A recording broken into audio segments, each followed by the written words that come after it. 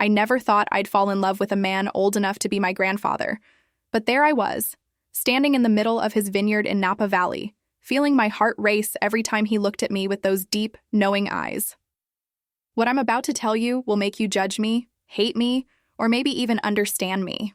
But I need to get this off my chest because the weight of this secret is destroying me from the inside out.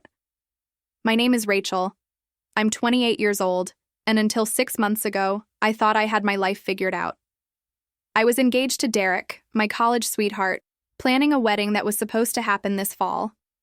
We had the venue booked, the invitations printed, and everyone in our families was excited. Derek worked in tech in San Francisco, made good money, and on paper, he was everything a woman could want. Stable, reliable, safe. But somewhere along the way, I realized that safe was just another word for boring, and reliable meant predictable to the point of suffocation. I needed a break from wedding planning, from Derek's constant talk about mortgage rates and retirement funds, from the life that felt like it was closing in on me before it even began. So when I saw an ad for seasonal work at a boutique winery in Napa Valley, I applied on impulse. I told Derek it was just for the summer, a chance to clear my head and save some extra money. He wasn't thrilled, but he didn't stop me either. Maybe he should have. The day I arrived at Castello Vineyard, the air smelled like earth and ripening grapes, and the golden California sun painted everything in shades of amber and honey. The estate was breathtaking. Old stone buildings covered in ivy, rows upon rows of grapevines stretching toward the hills. And then I met him. Vincent Castello. 70 years old, silver hair, weathered hands that had worked this land for 5 decades, and a presence that filled every room he entered. He wasn't handsome in a conventional way, but there was something about him, a quiet intensity, a depth that made every word he spoke feel important. Before we go any further, I need you to do something for me. If you're enjoying this story, if you want to hear more raw, real confessions like this one, please hit that subscribe button. These stories need to be told, and your support means everything. Now let me tell you how everything started to unravel. Vincent was a widower. His wife had passed away 3 years earlier, and according to the other workers, he'd thrown himself into the vineyard with an almost obsessive dedication. He rarely smiled, barely made small talk, and kept his distance from everyone. But with me, something was different from the start. Maybe he saw something in me, or maybe I reminded him of someone from his past. Whatever it was, he began teaching me about the vines, about the process of winemaking, about the patience and passion required to create something truly beautiful. We'd walk through the vineyard in the early mornings, when the dew still clung to the leaves and the world felt like it belonged only to us. He'd tell me stories about his life, about coming to California from Italy as a young man with nothing but dreams and determination, about building this place from nothing, about his late wife Maria, and how she'd been his partner in everything. His voice would crack when he spoke about her, and I found myself wanting to comfort him, to ease that pain that lived so clearly in his eyes. Derek would call me every evening, and I'd feel guilty for how little I wanted to talk to him. He'd drone on about his day at the office, about his fantasy football league, about plans for the wedding that felt more like a business merger than a celebration of love. Meanwhile, my mind would wander back to Vincent, to the way his hands moved when he explained how to test the grapes for ripeness, to the rare moments when he'd smile and the whole world seemed to light up. I know what you're thinking. How could I be attracted to someone so much older? But age is just a number when someone truly sees you, truly listens when you speak, truly cares about what you think and feel.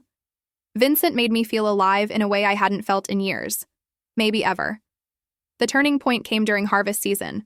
The vineyard was buzzing with activity, workers moving between the rows, cutting clusters of grapes, filling baskets and crates. The work was hard, physical, exhausting, but there was something almost sacred about it. Vincent worked alongside us, despite his age, despite the other workers telling him to rest. He was tireless, passionate, completely absorbed in every detail. One evening, after everyone else had left, I stayed behind to help Vincent in the wine cellar. We were checking the fermentation tanks, and he was explaining the process with such enthusiasm that I couldn't help but smile.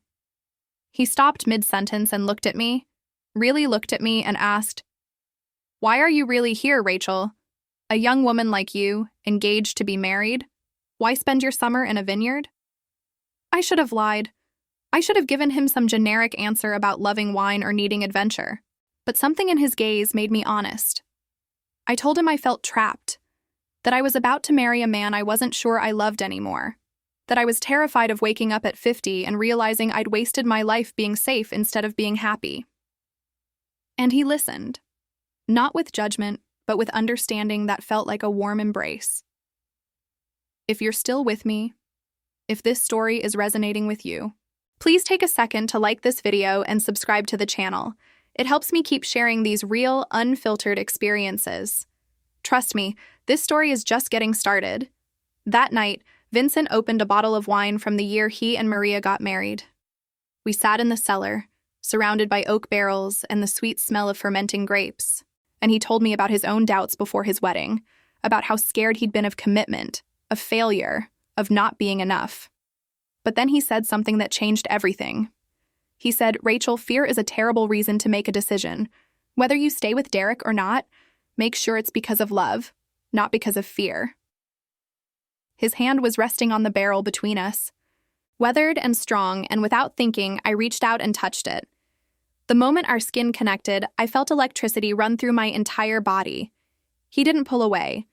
Instead, he turned his hand over and gently squeezed mine, and we sat there in silence, the weight of everything unspoken hanging in the air between us. From that night on, something shifted. We began finding excuses to be alone together. He'd ask me to help him with tasks that didn't really require two people. We'd take longer walks through the vineyard, our conversations growing deeper, more personal, more dangerous. I started noticing little things, the way his eyes would search for me when I entered a room, the way he'd smile when he thought I wasn't looking, the way my name sounded different when he said it, softer, like a prayer. Derek came to visit after 2 weeks of me making excuses about why I couldn't come home for the weekend. He seemed smaller somehow, standing in that grand vineyard, his tech bro polo shirt and designer sneakers looking absurdly out of place. Vincent invited him to join us for dinner, ever the gracious host. And I watched my fiancé and the man I was falling for sit across from each other at the table. Derek talked about apps and algorithms while Vincent spoke about soil composition and weather patterns, and I realized they existed in completely different universes. That night, in the guest cottage Derek and I were sharing, he tried to be romantic. He kissed me the way he always did, predictable and mechanical, and I felt absolutely nothing.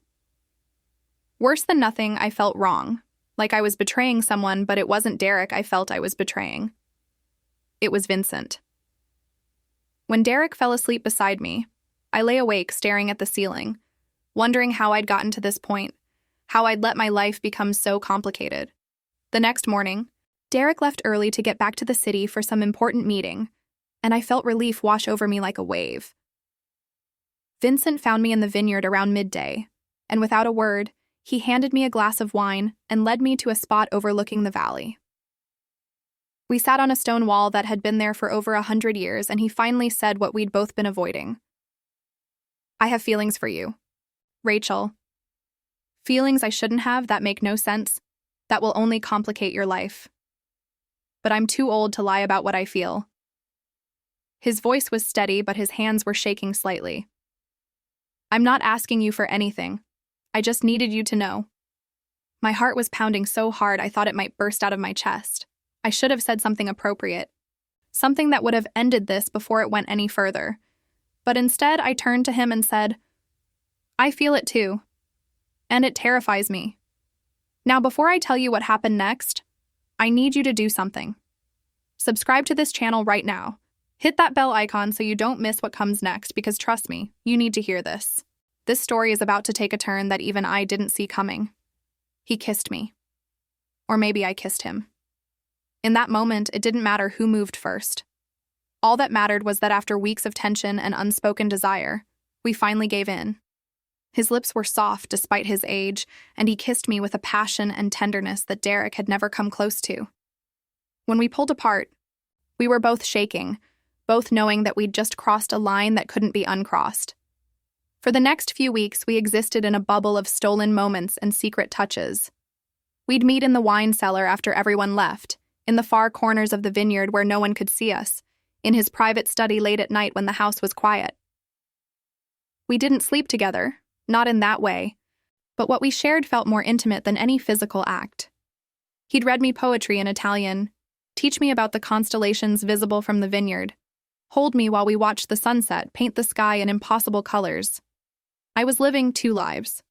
During the day, I'd text Derek about wedding details, about choosing between salmon or chicken for the reception, about whether we should do a traditional cake or a dessert bar.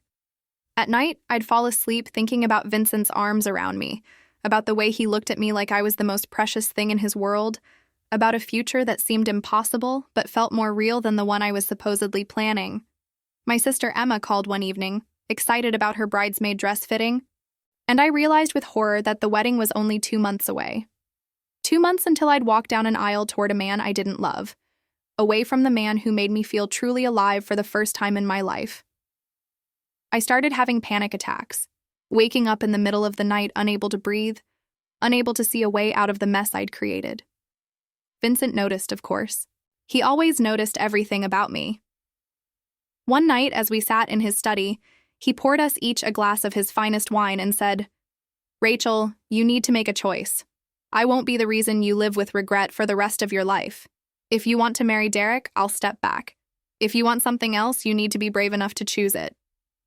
"But what would people think?" I whispered. "I'm 28, you're 70.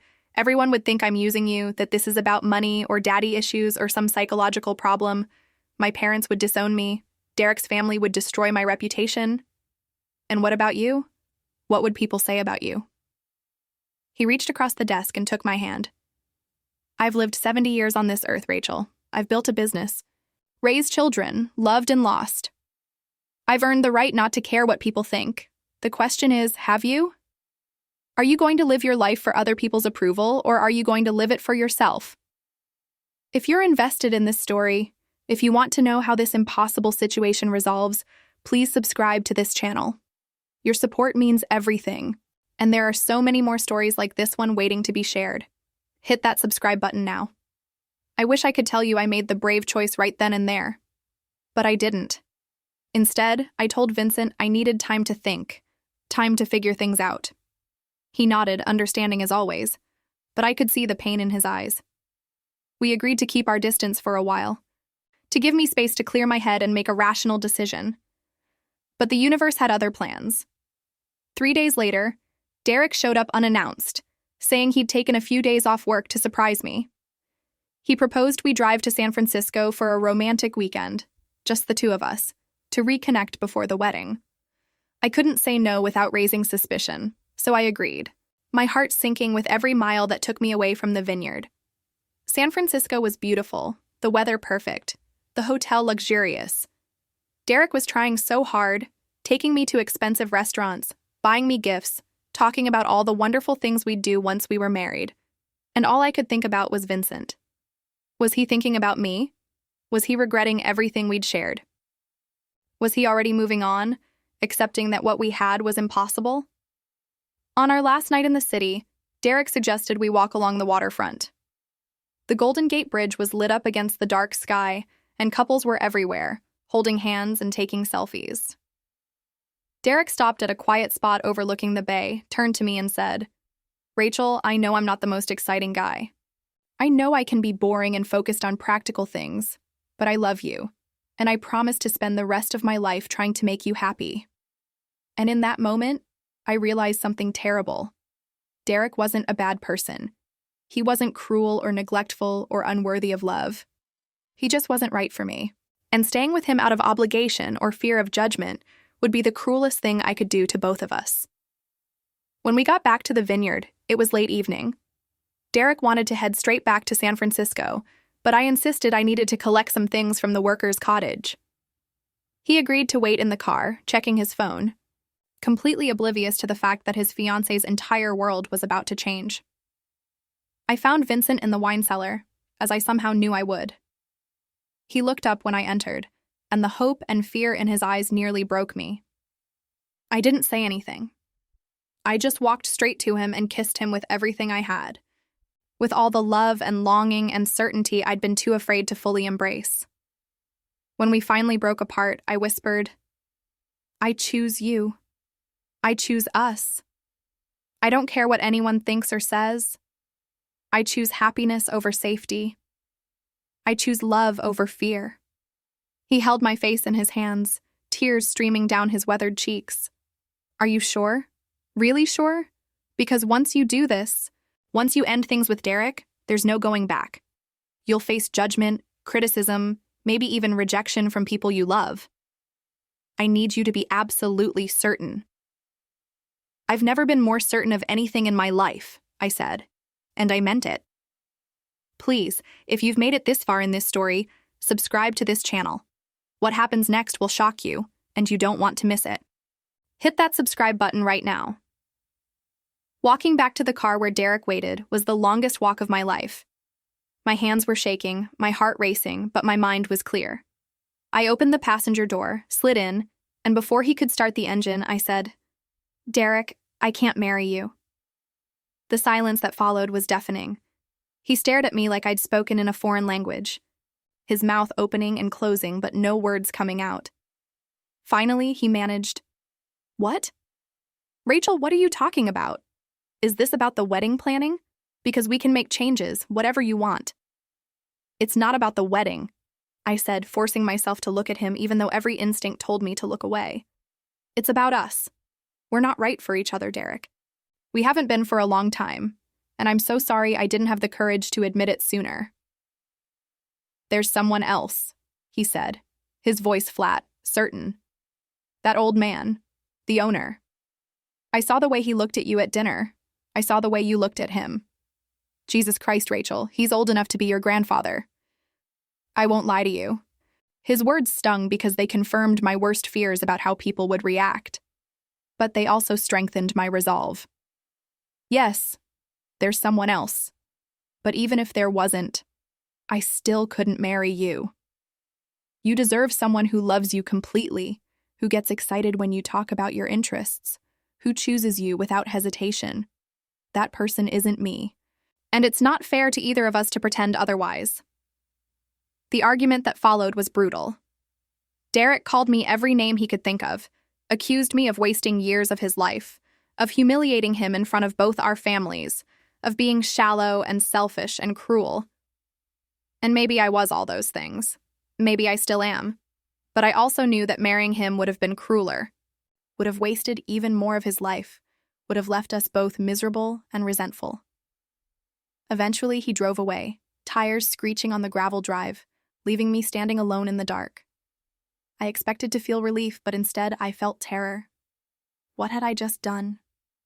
I'd destroyed my engagement, disappointed my family, humiliated a good man. And for what? For a relationship that society would mock and judge? For a man who would be 90 when I was only 48? Vincent found me sitting on the steps of the main house, shaking and crying. He sat down beside me, wrapped his jacket around my shoulders, and held me while I fell apart. Did I just make the biggest mistake of my life? I sobbed into his chest. I don't know, he said honestly. Maybe. Time will tell. But I do know this. You made a brave choice. A real choice. You chose authenticity over comfort. That takes courage, Rachel. Not many people have that kind of courage. The next few weeks were a nightmare. My parents called, furious and heartbroken. My mother cried about the wasted deposits, the embarrassment, what would they tell their friends. My father was quieter, but somehow worse, his disappointment seeping through every carefully chosen word. Derek's family sent me hate messages on social media until I had to block them all. My friends were divided, some supportive, others clearly thinking I'd lost my mind. And then there was the age issue. When word got out that I was seeing Vincent, the judgment was swift and brutal. People called me a gold digger, said I had daddy issues, speculated that I was trying to secure an inheritance. The workers at the vineyard looked at us differently, whispered when they thought we couldn't hear. I'd known it would be hard, but I hadn't prepared for just how isolating it would feel. But here's the thing they don't show you in movies or read about in romance novels. Love isn't always enough. Vincent and I were happy together, deliriously happy when it was just the two of us. But we couldn't exist in a bubble forever. His adult children, who I'd never met, reached out to express their concern about their father's new relationship, barely disguising their worry that I was after his money. My sister stopped talking to me. Derek's brother, who I'd considered a friend, wrote me a letter telling me I was a terrible person who would rot in hell.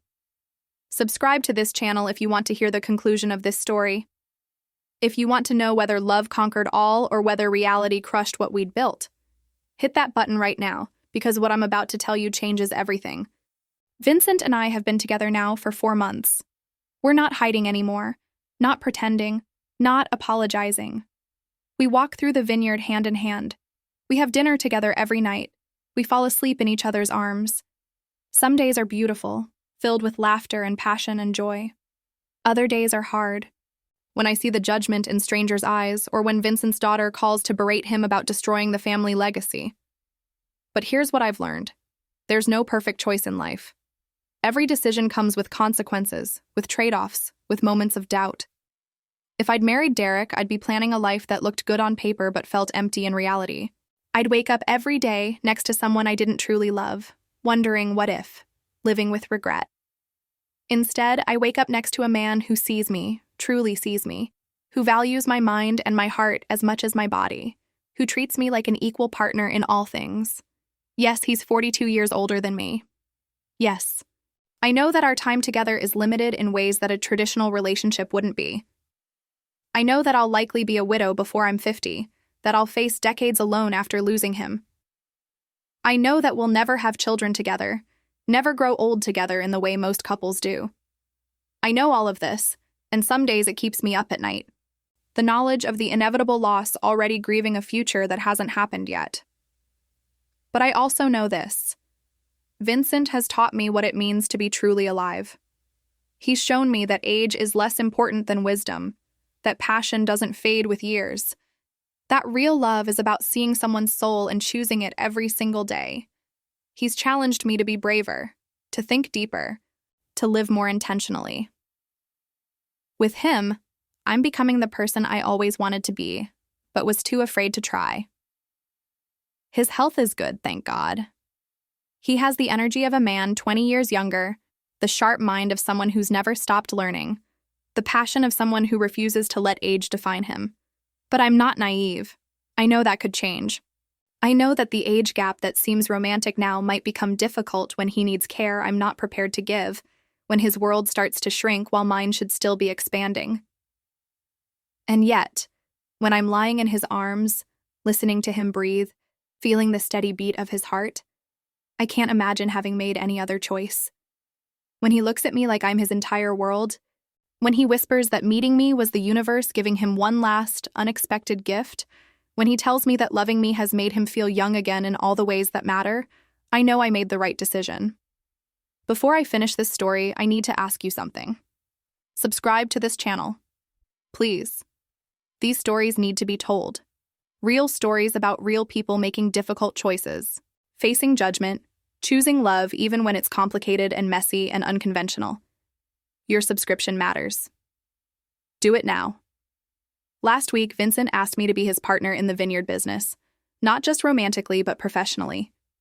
He wants to teach me everything, to pass on the knowledge he's spent a lifetime accumulating, to ensure that his legacy continues. His children were furious, seeing it as confirmation of their worst fears about my intentions. But Vincent stood firm, telling them that who he loves and who he chooses to run his business with is his decision alone, that he's earned the right to live his final years exactly as he wants. So here I am, learning to make wine, learning to run a business, learning to love someone in a way I never knew was possible. I'm learning to ignore the stares and the whispers, to hold my head high when people make assumptions, to value my own happiness over societal approval. It's the hardest thing I've ever done, and some days I'm not sure I'm strong enough. But then Vincent takes my hand and reminds me that courage isn't the absence of fear, it's choosing to move forward despite it. My mother called last week. After months of silence, she finally reached out. She didn't apologize for her initial reaction, but she said she'd been thinking a lot about what I'd told her, about how unhappy I'd been with Derek, about how different I sound now when we talk. She said, "Rachel, I don't understand your choice, and I probably never will. But you're my daughter, and I love you. And if he makes you happy, truly happy, then I suppose that's what matters. It wasn't a ringing endorsement, but it was something. It was a start. Derek got engaged last month to someone from his office. They're planning a spring wedding. When I heard, I felt a wave of relief mixed with genuine happiness for him. He deserves someone who chooses him completely, who loves his stability and predictability, who shares his dreams of suburban homes and 401k plans. That person was never going to be me, and I'm glad he found her. But I still don't have all the answers. I don't know if Vincent and I will last, if the judgment will eventually wear us down, if the reality of our age difference will prove too difficult to overcome.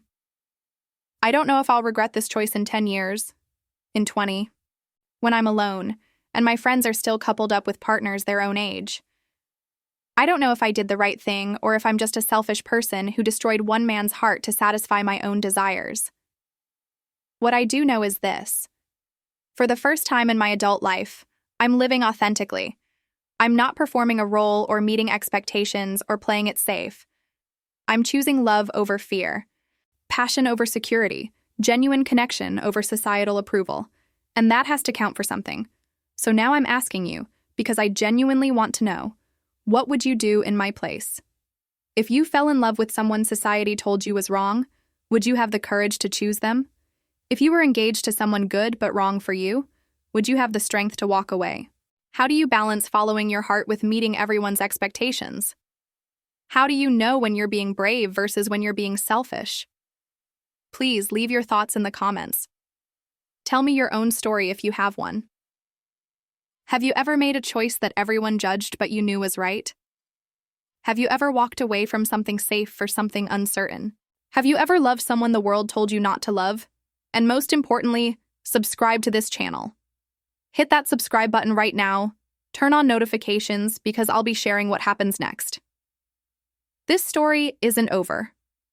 My life with Vincent is still unfolding, still surprising me, still teaching me things about love and courage and what it means to live an authentic life. You don't want to miss what comes next. I'm not asking you to agree with my choices. I'm not even sure I agree with them all the time, but I am asking you to consider that sometimes the heart wants what it wants, even when the head says it makes no sense. I'm asking you to think about what you might be sacrificing for the sake of appearing normal, acceptable, appropriate. I'm asking you to consider whether the life you're living is the one you truly want, or just the one everyone expects you to want. Vincent is calling me from the vineyard. It's harvest time again, the season when we first fell in love, when everything changed. The grapes are ripe, the weather is perfect, and there's work to be done. In a few minutes, I'll walk out into that vineyard, take his weathered hand in mine, and help him harvest the fruits of a lifetime of labor and love. People will stare, people will judge, people will whisper. And I'll smile, because I chose this. I chose him. I chose happiness over security, love over fear, authenticity over approval. Whether that makes me brave or foolish, wise or selfish, right or wrong, I suppose only time will tell. What would you do in my place? That's not a rhetorical question. I really want to know. Comment below, subscribe to this channel, and let's continue this conversation. Because at the end of the day, we're all just trying to figure out how to live lives we won't regret. How to love without fear. How to be true to ourselves even when the world tells us we're wrong. Thank you for listening to my story. Thank you for not judging or for judging less harshly than you might have. Thank you for considering that love, real love, doesn't always fit into neat little boxes with age-appropriate labels. And thank you for subscribing, for being part of this community of people willing to share and listen to difficult truths. This is Rachel, signing off from Castello Vineyard, where the grapes are sweet, the wine is flowing, and love, against all odds, is blooming under the California sun.